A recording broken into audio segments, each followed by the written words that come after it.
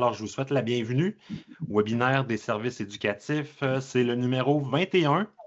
Aujourd'hui, on travaille la Révolution tranquille. La Révolution tranquille en chanson, c'est une séquence, c'est un projet. J'ai une invitée avec moi, donc j'ai invité Annie Masson, qui est, on pourrait dire, Annie, l'idéatrice peut-être du projet.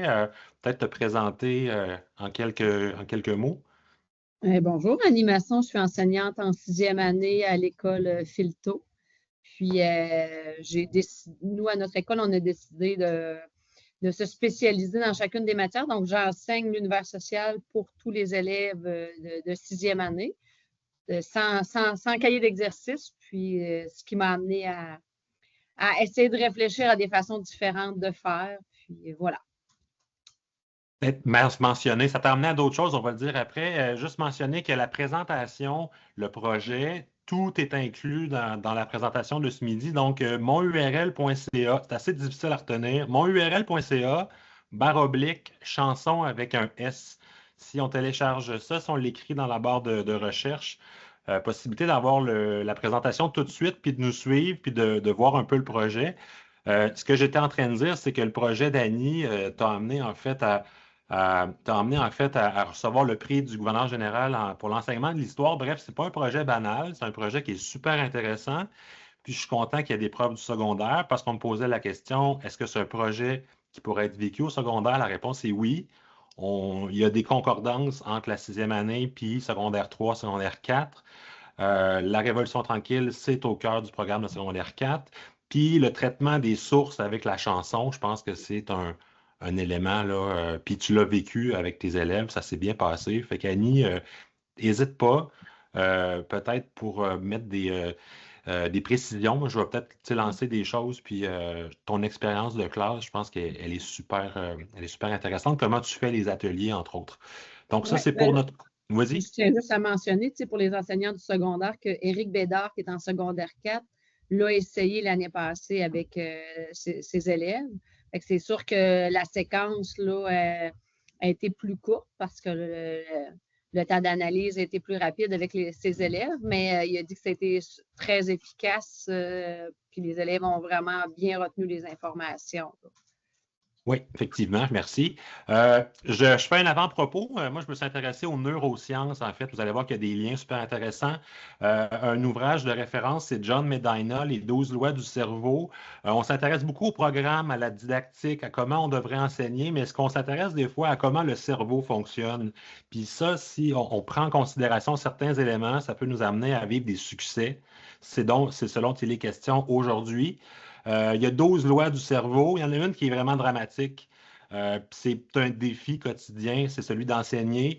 On ne prête pas attention à ce qui nous ennuie. Je vais essayer de ne pas vous ennuyer ce midi. Annie et moi, je pense qu'on a un beau projet. Le cerveau, il y a 10 minutes d'attention à offrir. Le décrochement est assez inévitable, donc il faut tenir compte de cet élément-là. Sortir des sentiers battus, avoir des approches différentes, c'est quand même une manière. Mais ça, c'est la triste réalité des neurosciences. Et puis, je vous la partage. John Medina, c'est un vulgarisateur scientifique. Il a fait beaucoup de livres. C'est un succès là, que j'ai lu l'année passée. Euh, L'autre truc qui a vraiment un lien avec la musique, parce que dans le projet d'Annie, Annie a dit, on va travailler, c'est l'idée d'Annie, on va travailler des chansons en univers social, en histoire. C'est l'intégration sensorielle. Si on mélange des sens, on augmente nos chances que les élèves, dans le fond, apprennent, s'en souviennent, puis que ça devienne une activité significatrice. Il y a aussi la notion d'émotion. Peut-être une anecdote là-dessus, Annie, au sujet des chansons. Tu disais qu'il y en a qui ont vraiment scoré en bon français.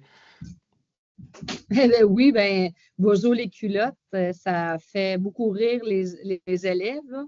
Première écoute, il n'était pas tout à fait centré sur le message. Là. C'est une chanson assez lourde, politique, mais eux, ils l'ont trouvé très drôle.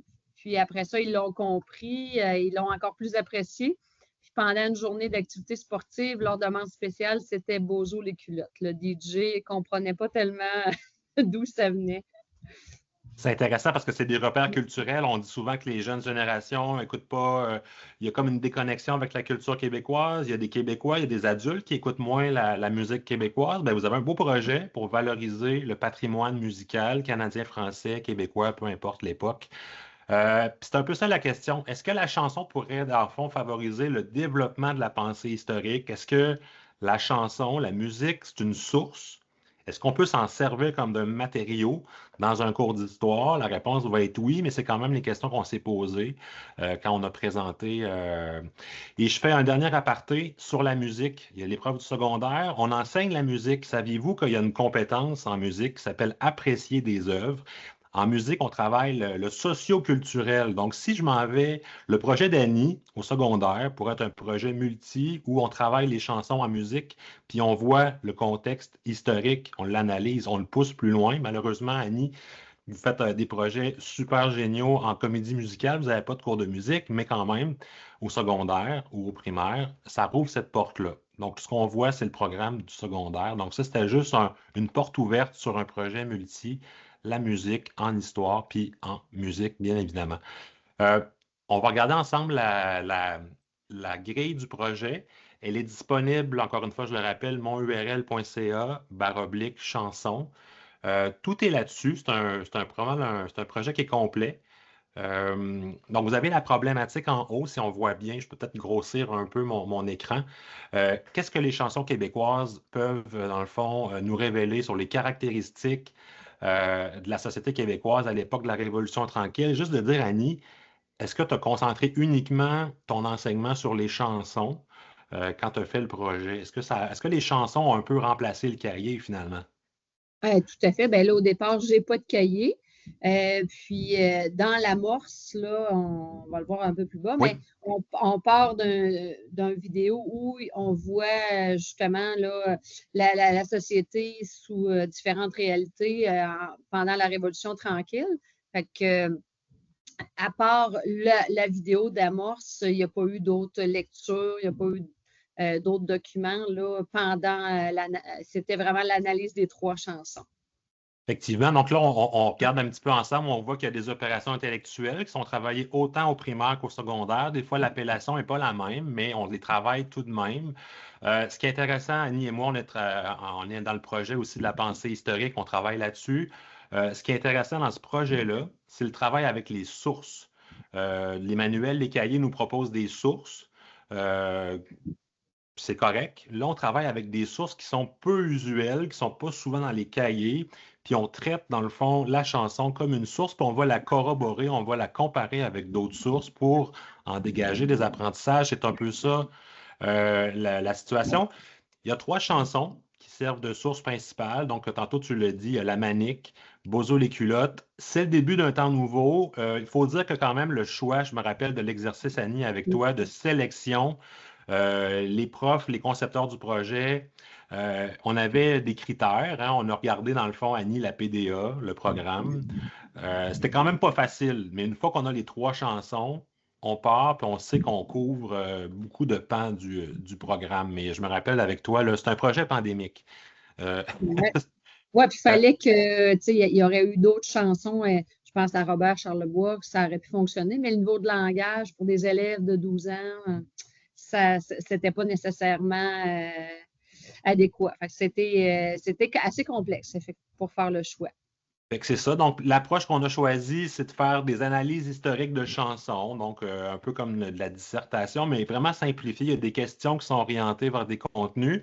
Puis ça prend la forme d'ateliers. On a appelé ça, en musique, on appelle ça des ateliers d'interprétation. Ben, on a pris la même expression en univers social. Donc, ce sont des ateliers d'interprétation. Et comme par magie, dans le document, vous les avez les 3. Vous avez tout le matériel pour faire explorer le projet. J'en prendrai un, par exemple, qui est la manique. La manique, c'est intéressant, c'est une complainte. Hein. La complainte, c'est un genre en musique qui est associé au blues. Un travailleur qui s'ennuie de sa blonde, qui est à la Manicouagan. Donc, le cadre est là. On parle de la Côte-Nord, les barrages. Comment ça se passe avec tes élèves quand tu travailles, Annie, l'atelier d'interprétation? Peux-tu juste nous dire comment tu fonctionnes? Ben, c'est sûr qu'il y a une mise en contexte, comme tu le dis, une complainte, parce que là, si tu ne fais pas de mise en contexte et tu n'expliques pas c'est quoi une complainte, les élèves vont dire « Ah, c'est répétitif, c'est long ». Fait que là, ils partent déjà avec cette idée-là, ils se mettent dans l'état d'esprit. Fait qu'on commence à préparer le type de chanson, l'auteur qui il est, parce qu'on veut quand même transmettre là, des connaissances culturelles. Moi, mes élèves, plus de la moitié proviennent pas du Québec. Puis même ceux qui proviennent du Québec ne sont pas nécessairement souvent exposés à la chanson québécoise. Fait que, il y a la préparation. Après ça, il y a une première écoute. Il y a une deuxième écoute. Puis les élèves ont les paroles pendant ce temps-là parce que à cause de l'accent, des fois, il y en a qui ont des paroles qui ont plus de difficultés à comprendre. Fait qu'ils ont les paroles, on écoute, puis après ça, là, ils font l'analyse.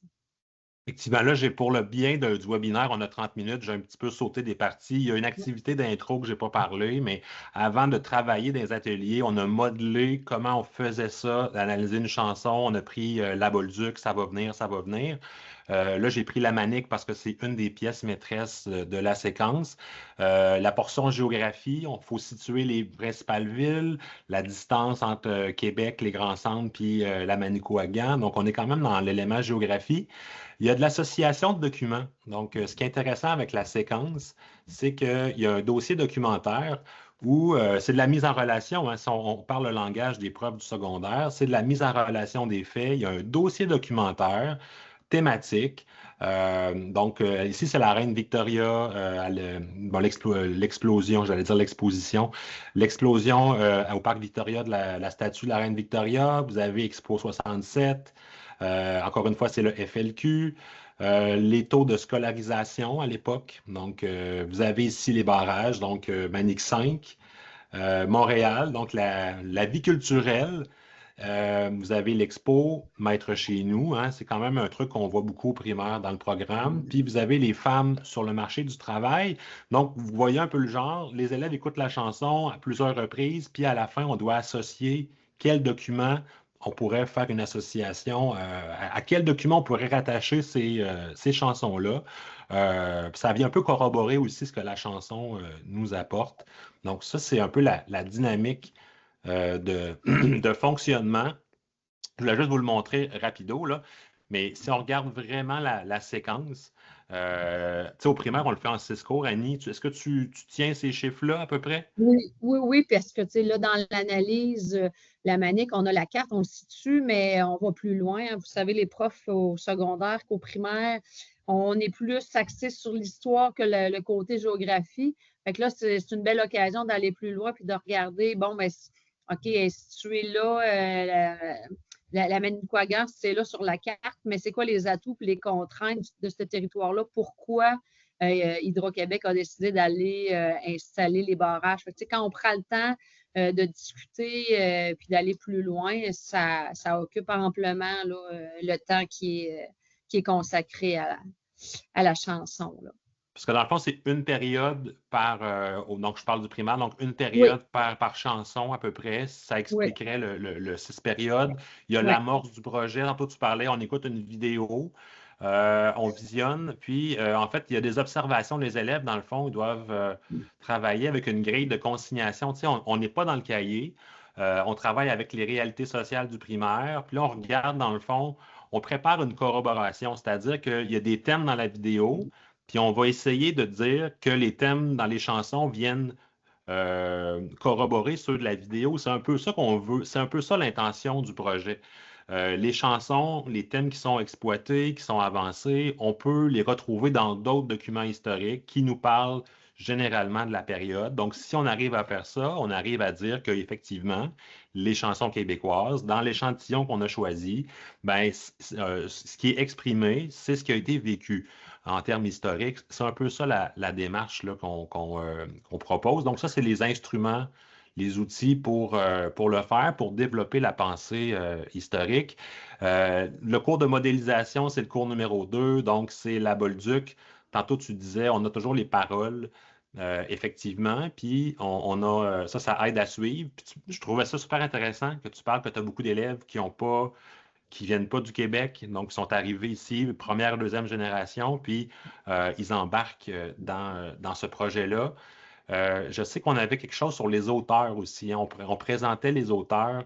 C'est ça. Tantôt, la manique, on avait Georges Dard. Tu sais, avant de parler du personnage, ben, on a quand même des petites notes. Voici la personne qu'on va entendre, donc de qui il est question. Donc, il y a toujours de la contextualisation là, qui se fait. Puis on continue comme ça, la même recette. Cours numéro 3, c'est Raymond Lévesque, Bozo les culottes. C'est quand même, honnêtement, moi j'ai toujours dit que c'est un choix très audacieux. Puis je trouve ça super intéressant que tu dises que c'est vraiment la chanson. Ça parle du FLQ. C'est quoi les thèmes, Annie? Les inégalités anglo-franco. Oui, le manque de le peu de faible taux de scolarité aussi, là, les Québécois. Puis, tu sais, on dit que les jeunes ont accroché sur cette chanson-là, mais les adultes qui ont écouté, qui ont entendu parler de la séquence, ont accroché beaucoup aussi sur cette chanson-là. Là. Puis même l'année passée, on a retravaillé ensemble, puis on a rajouté, tu as rajouté des segments pour aller plus loin. Moi, j'aime beaucoup que tu Ouais. utilises le documentaire sur l'ONF, Les Roses, pour venir un petit peu aussi parler de ces inégalités-là. Bon, c'est sûr que les Roses, ils font partie aussi du FLQ. Ça vient peut-être un petit peu aussi, je ne sais pas, un petit peu contextualiser la chose. On parle du FLQ, mais il y a aussi des humains derrière ça. Donc, c'est un documentaire intéressant sur les inégalités économiques. Puis, tu avais des extraits, entre autres, sur le travail en usine. Donc, je pense que ça peut être super pertinent à utiliser. On peut regarder très brièvement peut-être l'atelier sur Bozo les culottes, qui ressemble à ça ici. On parle des institutions religieuses, l'éducation des Québécois, le niveau, les inégalités. Encore une fois, il y a des documents qui sont associés, mais le thème principal, c'est la langue. C'est pas mal ça. Tantôt, on avait dit la géographie pour la manique. Là, on est plus dans la langue, les inégalités économiques entre les anglophones et les francophones, si je vais rapidement. Et la troisième chanson, ce sera Stéphane Venn qui nous a quittés la semaine dernière, malheureusement, René-Claude. C'est le début d'un temps nouveau. Moi, je pensais que c'était vraiment la chanson qui était la plus appréciée. C'est une tune qui reste dans la tête, en tout cas, ça c'est sûr. On parle de la démographie. Donc, vous voyez que chaque chanson a un angle d'entrée, ça ne se recoupe pas, puis ça fait une espèce de mosaïque. Euh, je sais qu'on avait jasé d'une certaine. On parle un petit peu de liberté, liberté culturelle. C'est les femmes aussi par rapport à ça, Annie. Ben, c'est la société de loisirs qui commence. Tu sais, on a du temps, c'est l'ouverture culturelle parce que là, les couleurs se mélangent sur la peau. Donc, on voit que le Québec, c'est plus, il n'y a plus la même composition là, qu'exclusivement des Québécois de souche. La liberté sexuelle, ben, c'est sûr que c'est avec des élèves du secondaire, probablement qu'eux, ils vont aller un petit peu plus loin dans leur analyse, là, qui vont voir des choses que mes élèves n'ont pas vues. Mais nous, c'est vraiment ça, l'ouverture d'esprit, la liberté. On ne va pas se marier parce que la loi, l'Église nous oblige, les femmes qui veulent prendre leur place aussi. Là. Super, mais c'est encore une fois, c'est vraiment une mosaïque de thématiques regroupées ensemble. Ça fait vraiment, je trouve que ça fait une belle mosaïque justement de la Révolution tranquille. On n'insiste pas nécessairement dans la périodisation, mais c'est les thèmes principaux. Puis moi, il y a un truc que je me rappelle quand tu l'avais fait, la mise à l'essai avec ta stagiaire.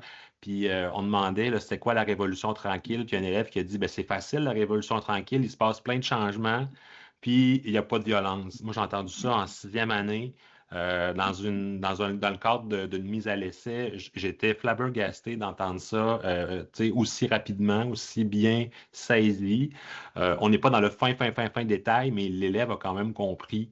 Les élèves arrivent à comprendre cette période-là et ça nous mène à une évaluation à la fin. Une évaluation, encore une fois, on reprend les éléments du primaire, mais c'est des questions c'est une démarche qu'on pourrait reprendre au secondaire. On revient à la question de départ. Qu'est-ce que peuvent nous apprendre les chansons québécoises? Cette question-là est plus large. Étant donné qu'ils ont vu beaucoup de matière, puis on leur donne quand même une possibilité, il y a quand même un choix qu'ils peuvent faire. on leur demande d'associer des caractéristiques de la société québécoise à cette période-là à des réalités sociales qui vont devenir au secondaire des aspects de société, hein. Il n'y a pas beaucoup de translation à faire. On a des grilles, en fait, qualitatives pour travailler là-dessus. On a 3, 4 questions, hein. Comment ça se passe au niveau de l'évaluation, Annie? Tu peux peut-être nous en parler parce que tu l'as quand même mis à l'essai plusieurs fois. C'est sûr que moi, mes élèves ne sont pas habitués à des questions de mémorisation. Là. On n'est pas dans le par cœur. Fait qu'ils n'ont pas de choc en voyant ça, là, parce que tout au long de l'année, ils ont à faire des choix puis à mettre leurs connaissances, mais à travers la compétence qu'ils ont développée. Fait que ça se passe très bien. Là. Il n'y a pas d'élèves qui sont bloqués et qui ne savent pas quoi répondre. Quand ils peuvent répondre, ils ont aussi les chansons en main sur lesquelles ils peuvent retourner, là, s'appuyer. Puis ça me donne des choses vraiment complexes. Là. Le niveau d'analyse là, est vraiment intéressant. Ils font des liens. Sont capables de me nommer qu'au niveau culturel, c'était comme ça que ça se passait. Là. Avec certains élèves, là, je ne vous le cacherai pas, là, il y a peut-être un élève sur 100 par année où on va le faire, il va enregistrer sa réponse sur un logiciel parce que là, l'écrit, c'est une barrière, là, mais dans l'ensemble, ils sont tous capables de bien répondre là, de façon autonome. Ce qui est intéressant de dire, c'est que les questions ont été choisies en fonction des composantes de la compétence. Donc là, ici, vous avez, bon, c'est établir la comparaison, mais c'est le lien entre le présent puis la Révolution tranquille, c'est les héritages. Ça, c'est présent dans la compétence au primaire. Donc, c'est des traces visibles. Ils ont encore une fois une grande panoplie de réponses qui possibles, puis c'est à eux d'élaborer. Et il y a la mise en relation. Donc là, on dit, parmi les chansons étudiées, ça, c'est ce qu'on appelle la pertinence historique. Ça, c'est de la pensée historique, mais c'est quand même une démarche historienne. Ça va bien ensemble, l'un va avec l'autre. Dans le fond, on dit aux élèves, quelle est la chanson qui représente le plus la période? Donc, toutes les réponses sont bonnes pourvu que tu appuies avec des éléments qu'on a vus, puis qu'on a démontrés, puis qu'on a discuté en classe. Donc, il y a beaucoup de place à la flexibilité. Il faut que les élèves reviennent avec des caractéristiques. Puis comment ça se passe dans cette pertinence-là, Annie? Comment les élèves y réagissent? Eh bien, ils font des liens, là, sont capables, le choix est facile à faire, puis ils vont vraiment venir appuyer à partir là, d'éléments de la chanson, mais ils vont compléter en disant pourquoi là, c'est important. Là. C'est ça qui est fascinant. Je vois que le temps file. Je voulais quand même, ça c'était quand même un tour du propriétaire avec Annie assez rapido. Je voulais quand même vous montrer certains éléments parce que j'ai pensé aux profs du secondaire. Sur Planète Univers Social, il y a une prof qui s'appelle Catherine Séguin. C'est vraiment magnifique ce que je vous partage là. C'est un répertoire de chansons canadiennes, françaises, québécoises, hein. Il y a comme deux périodes là-dedans. En fait, c'est par thématique. Donc, on pourrait utiliser de la musique suivant, tu sais, qu'Alexa Lavallée, là, en ce moment, il y a une grosse problématique sur l'hymne national américain, mais bon, le Haut-Canada, c'est une chanson de Calixa Lavallée. On peut la situer dans le temps, puis on pourrait la travailler. Donc, c'est un recueil de chansons. C'est super intéressant. Donc, il y en a plein. Vous pourrez parcourir ça. Ben, c'est sûr que Mary Travers, c'est un classique. Il y en a qui reviennent souvent, d'autres moins. Je l'ai fait aussi en 5e année. Ça fonctionne bien. Il y a des chansons, des fois, là, il n'y en a pas 15 par année, mais il y en a quelques-unes qui, comme on a fait avec Bozo, avec La Manique, il y a des chansons qui ont un potentiel pédagogique. C'est pas toujours les chansons au niveau musical les plus intéressantes. Bozo les culottes, moi j'avais des réserves, je le dis encore, mais je vois le sourire d'Annie, puis je me dis qu'elle a bien fait de pas m'écouter. Euh, donc ça, c'est une belle ressource qui est là, que je vous incite à regarder. Est-ce que tu voulais rajouter quelque chose, Annie? On pourrait avoir une période de questions une fois que je Ouais. vais arrêter l'enregistrement. Ben, je veux dire qu'au niveau de la rétention des informations, là, les élèves ils s'en souviennent. C'est quoi la Révolution tranquille? Ils sont capables d'expliquer c'est quoi, puis ils sont capables de nommer là, des éléments de la Révolution tranquille, beaucoup plus que quand on travaille avec une source papier-crayon. Ça fait, tu sais, ils se rappellent de la chanson, ça fait, comme tu dis, là, ça vient toucher leur empathie, puis ça les touche, ça les intéresse. Je les croise dans le corridor, puis on a encore des discussions par rapport à ce sujet-là, parce que ça vient ça vient les intéresser, là. On appelle ça un peu les apprentissages en profondeur. C'est quelque chose qui n'est pas en surface, qui est un peu comme du par cœur, qu'on oublie 2 ou 3 semaines plus tard. C'est quelque chose qui est ancré puis qui va rester longtemps. Je pense que ça pourrait mettre un terme à ce webinaire-là. Puis on va se donner un temps pour les questions, pour les gens qui étaient là. Annie, je sais que le temps file, on pourra avoir peut-être un petit 2 minutes. Alors, c'est ce qui met un terme à l'enregistrement du webinaire. Alors,